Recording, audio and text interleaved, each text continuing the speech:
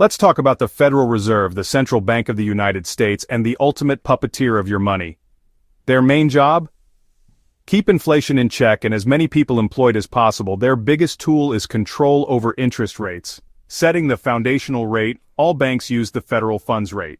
When they raise it, borrowing gets pricier for everyone. When they cut it, money flows more freely. The Federal Open Market Committee meets 8 times a year, analyzing mountains of data to steer the economy away from inflation or recession. Their goal: keep the economy in that Goldilocks zone, not too hot, not too cold. Without the Fed, our financial system could be chaos. Think failing banks and wild price swings. The Fed acts as a backstop and guardian of the dollar's value. When they speak, markets listen because their decisions ripple through every corner of your financial life. Their power is immense, shaping everything from your mortgage to your savings. Why does Wall Street hang on every Fed announcement? Because their decisions move the entire market. When the Fed hints at cutting rates, investors rush in. Stocks surge, risk appetite grows. But when they talk about raising rates, fear sets in.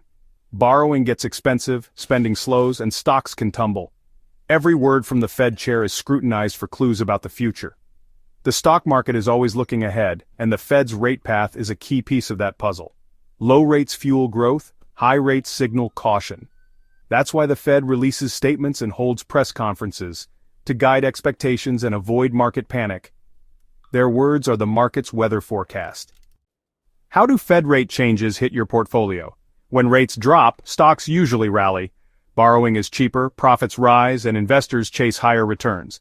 Lower rates make bonds and savings less attractive, pushing money into stocks. When rates rise, the opposite happens. Safe investments like bonds become appealing, pulling money out of stocks. Higher rates can hurt company earnings and make investors more cautious. For bonds, rising rates mean existing bonds lose value. Falling rates make them more valuable. And for savers, higher rates finally mean better returns on savings accounts and CDs. Every Fed move creates winners and losers. Your job? Know which side you're on. Stay alert, because the Fed's decisions ripple through stocks, bonds, and your cash. Adapt your strategy as the rate environment shifts. So, what's the play for July 4th, 2025? The big question: will the Fed finally cut rates after a long fight with inflation? The economy's slowing, but inflation's still sticky. The Fed's cautious, cut too soon, and inflation could roar back. A rate cut could spark a rally, especially in tech and real estate. A surprise hold could trigger a sell-off. Don't try to time the Fed. Diversify instead. Own growth stocks for upside, value stocks for stability, and some bonds for balance. If you think cuts are coming, look at beaten-down growth names. If rates stay high, focus on companies with pricing power and strong cash flow. Always keep some cash ready, so you can buy when others panic. The Fed controls the weather, but you steer your own ship. Stay informed, stick to your plan, and don't let headlines drive your decisions. A prepared investor is a profitable investor.